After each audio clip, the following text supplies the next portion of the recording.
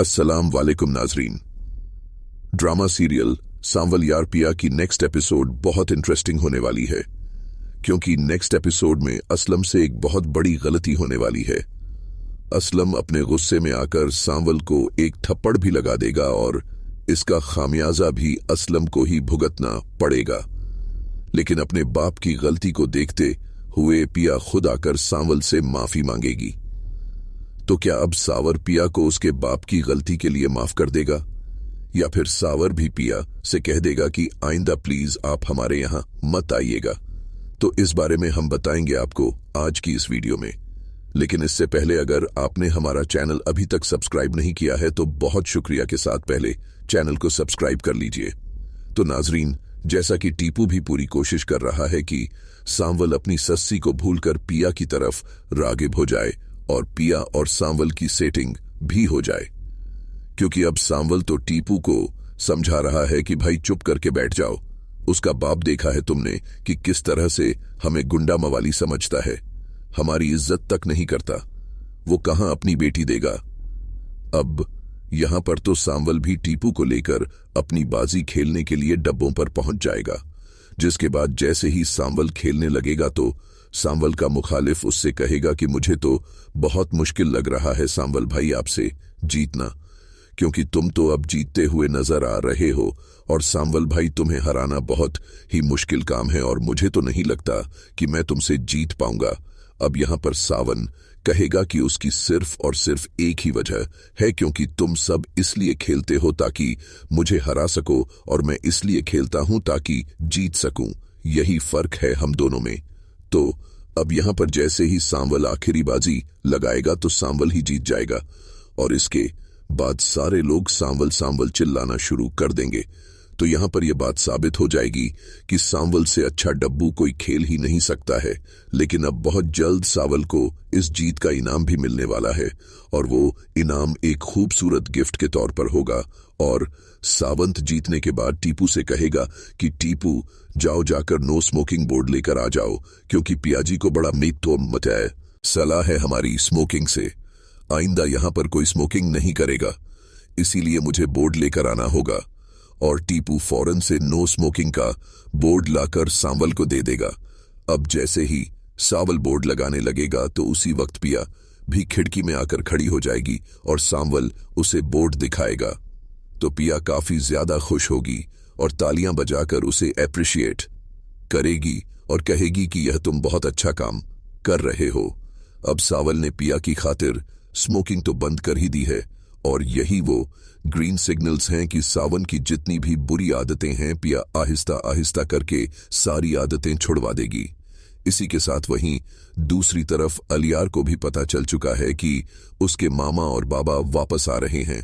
उसकी मामा ही उसे फोन करके बताएंगी कि आज ही तुम्हारे बाबा फ्लाइट पकड़ चुके हैं और आज ही वह वापस आ जाएंगे। जिसके बाद अलियार कहेगा कि मुझे बहुत खुशी है मामा कि आप और बाबा पाकिस्तान वापस आ रहे हैं और मैं बहुत ज्यादा एक्साइटेड भी हूं। मैं तो यहां पर अकेला रह रहकर बोर हो गया था और अब जब आप लोग वापस आ जाएंगे तो मुझे बहुत ही ज्यादा खुशी होगी।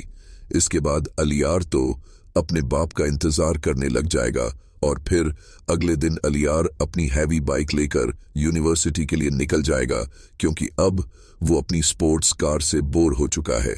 जो लोग उसकी स्पोर्ट्स कार से इंप्रेस हो गए थे और पिया उसकी स्पोर्ट्स कार से इंप्रेस नहीं हुई थी, इसीलिए अब उसने सोचा कि क्यों ना पिया को इंप्रेस करने के लिए बाइक ही ले जाऊं। इसके बाद अब जैसे ही अलियार अपनी यूनिवर्सिटी में आएगा तो उसे उसका सरप्राइज मिलेगा, क्योंकि सेठ मूसा जो कि अलियान का बाप है वो पाकिस्तान वापस आ जाएगा और अब इसी के साथ सेठ मूसा की भी बहुत धमाकेदार एंट्री होने वाली है। एक आदमी जिसने घटिया काम से स्टार्ट किया वो इतना बड़ा आदमी कैसे बन गया, इसके पीछे भी अभी बहुत बड़े राज होंगे जो कि आगे चलकर इस ड्रामे में खुलने वाले हैं।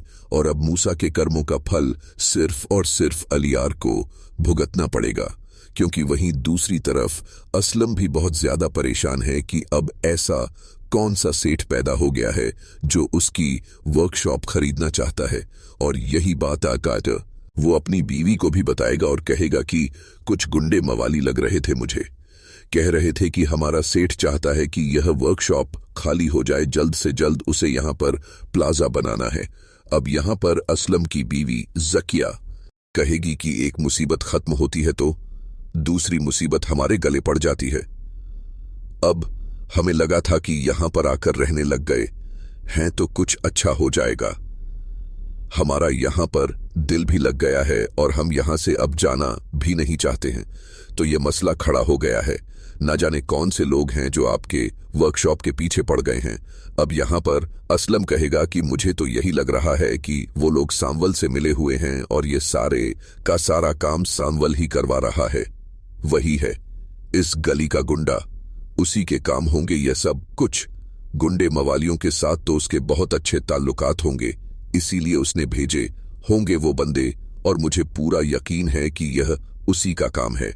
अब यह सारी बातें बाहर खड़ी पिया भी सुन लेगी और यह बातें पिया को बहुत ही ज्यादा बुरी लगने वाली हैं कि उसके बाबा ऐसा सोच रहे हैं। और यह भी हो सकता है कि पिया भी इस बात पर यकीन कर ले और सोचे कि अब उसे सावन से इस बारे में पूछना होगा कि अगर यह काम वो कर रहा है तो ऐसा कोई भी काम वो ना करे तो बेहतर ही होगा। अब यहाँ पर असलम और असलम की बीवी जैसे ही बातें कर रहे होंगे तो नीचे सांवल के दोस्त भी क्रिकेट खेलना शुरू कर देंगे और उनके खेल के दौरान बॉल आकर असलम की गाड़ी पर लग जाएगी और असलम की गाड़ी का शीशा टूट जाएगा। यह देखते ही असलम तो बहुत ही ज्यादा गुस्से में आ जाएगा और नीचे आकर काफी ज्यादा चीखने चिल्लाने लग जाएगा और कहेगा कि यह सड़क है या खेलने का मैदान है। अगर आप लोगों ने खेलना कूदना है तो मैदान में जाइए ना। और फिर सांवल बताने लगेगा कि असलम साहब बात यह है कि आपकी गाड़ी के शीशे हमने नहीं तोड़े। तो उसी वक्त असलम भी सांवल को एक जोरदार थप्पड़ लगा देगा और यह देखते ही सांवल के सारे दोस्त जैसे ही असलम की तरफ बढ़ेंगे तो उसी वक्त सांवल भी उन लोगों को रोक देगा और ऊपर से पिया भी देख लेगी कि उसके बाप ने यह हरकत की है। अब यहां मुझे तो यही लगता है कि असलम की तरफ मुसीबतें आती नहीं हैं, बल्कि असलम खुद मुसीबतों को दावत देता है और अब उसने यह काम सांवल को थप्पड़ मारकर कर दिया। हालांकि असलम इस बात को बहुत अच्छे से जानता है कि सावंत गली का गुंडा है, इतने सारे उसके पास लोग हैं, उसके बावजूद सांवल को थप्पड़ मारने की जरूरत ही क्या थी।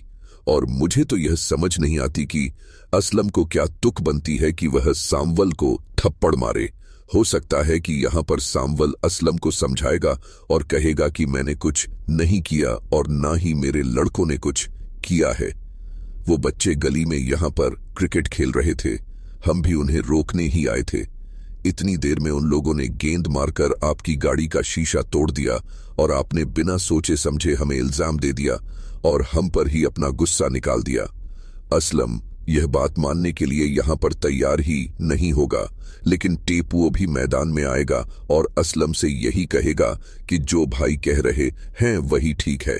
और फिर सारे के सारे बच्चे आकर असलम से माफी मांगेंगे और जब कहेंगे कि अंकल आइंदा हम यहाँ पर नहीं खेलेंगे, हमें इस मर्तबा माफ कर दीजिए प्लीज।